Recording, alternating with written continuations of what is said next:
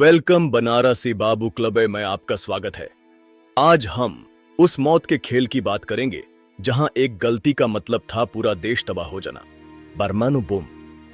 ये सिर्फ हथियार नहीं, ये एक ऐसी ताकत थी जो सदियों के इतिहास में सकती थी और पाकिस्तान इसे हर हाल में पाना चाहता था। आई तोवाल 7 साल तक पाकिस्तान में रहा। हर दिन हर खानता उनके सर पर मौत का साया था। उन्होंने अपनी पहचान इतनी गहराई से छुपाई कि उनका अपना साया भी उन पर शक नहीं कर सकता था। उन्होंने अपनी पहचान बदली, अपने कानों की सर्जरी करवाई और उनकी हर हरकत पाकिस्तान के दिल में एक गहरी जासूसी की कड़ी बन गई। ये कोई आम मिशन नहीं था, ये एक ऐसी जंग थी जिसमें तलवार नहीं, दिमाग और सब्र के इस्तेमाल हो रहा था। वो लाहौर की गलियों में गुमनाम रहे, हर राज को अपने अंदर दफन किए हुए। कहूता का किला पाकिस्तान की परमाणु ताकत का गर्व था। वहां परिंदा भी पर नहीं मार सकता था, लेकिन डोवाल ने वहां भी रास्ता निकाल लिया। एक भिखारी ख्याब खिशदार खरमो महीनों तक उस फैसिलिटी के बाहर बैठ रहा। उनकी तेखीनोजार खर साइंटिस्ट खरगा आदि एफ खर मूवमेंट पार्टी लोगों के काट समाइते नहीं द, लेकिन उनकी आंखें पाकिस्तान के सबसे बेदरस को पर्दाफाश कर रही थी। मोयांते द की दुश्मन की सबसे बड़ी ताकत है, ये उसकी सबसे बड़ी कमजोरी होती है। एयर मो कमजोरी थी इंसान।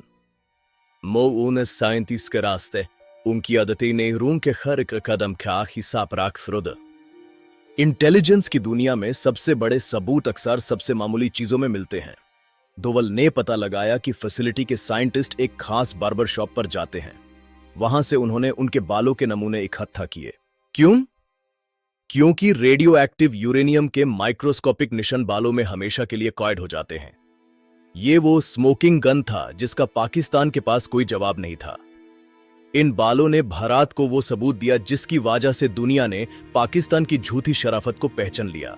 ये दोवल की ट्रेड क्राफ्ट का एक ऐसा मास्टर स्ट्रोक था जो आज भी इंटेलिजेंस सर्कल्स में पढ़ाया जाता है। उन्होंने बिना किसी डी धमाके के पाकिस्तान की न्यूक्लियर फैक्ट्री में आग लगा दी थी। लेकिन जासूसी की दुनिया में एक गलती मौत का फरमान होती है। 1957 में प्राइम मिनिस्टर मोरारजी देसाई की एक फोन कॉल ने सब कुछ उलट दिया। उन्होंने पाकिस्तान के प्रेसिडेंट जियाउल हक को बता दिया कि भारत को कहूता के बारे में सब पता है। ये एक ऐसी गलती थी जिसने दोवल की जान को खतरे में डाल दिया। पाकिस्तान में आईएसआई ने हर कोने में इंडियन एसेट्स की तलाश शुरू कर दी। रातों रात जासूसों को पकड़ा गया, नेटवर्क खत्म कर दिए गए। दोवल अब बिल्कुल अकेले थे। मौत उनकी दहलीज पर खड़ी थी, लेकिन वो अजित दोवल हैं। उन्होंने मौत को छकाया, अंधेरे में गुम हुए और पाकिस्तान की पकड़ से बाहर निकालने में कामयाब रहे। ये उनका पुनर्जन्म था।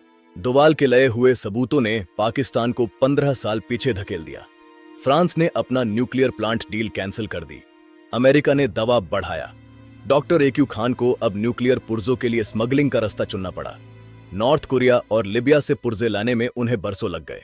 हर सेंट्रीफ्यूज, हर स्क्रू, हर ब्लूप्रिंट के लिए उन्हें मुश्किलों का सामना करना पड़ा। भारत ने उनका रास्ता हर मोड़ पर रोका। वो 15 साल भारत के लिए सोना थे, जहां हमने अपनी इकोनॉमी और डिफेंस को मजबूत किया।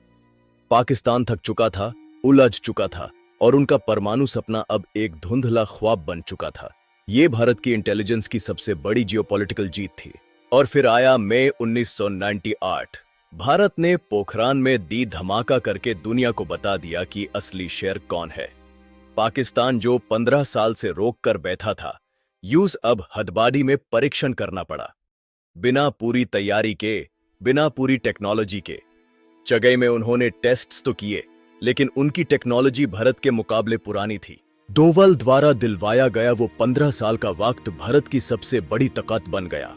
पाकिस्तान सिर्फ जवाब दे रहा था, लेकिन भारत ने लीड ले ली थी।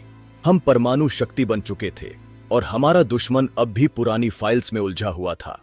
ये एक ऐसी शतरंज की बाजी थी जिसे दोवल ने बरसों पहले ही जीत लिया था। आज अजित दोवल भारत के नेशनल सिक्योरिटी एडवाइजर हैं। उनका दोवल डॉक्ट्रिन आज भी दुश्मनों की नींद उड़ाए हुए है। वो हमें सिखाते हैं कि देश की सुरक्षा के लिए हम किसी भी हद तक जा सकते हैं। एक अकेला जासूस, 7 साल का सब्र और देश की किस्मत बदलने वाला एक मास्टर स्ट्रोक। ये है भारत की असली ताकत। ये है अजित दोवल का हौसला। अगर आपको लगता है कि आप अकेले कुछ नहीं कर सकते, तो दोवल की कहानी याद रखिए। एक अकेला शख्स इतिहास का रुख मोड़ सकता है। जय हिंद। वेलकम बनारसी बाबू क्लब में आपका हमेशा स्वागत रहेगा।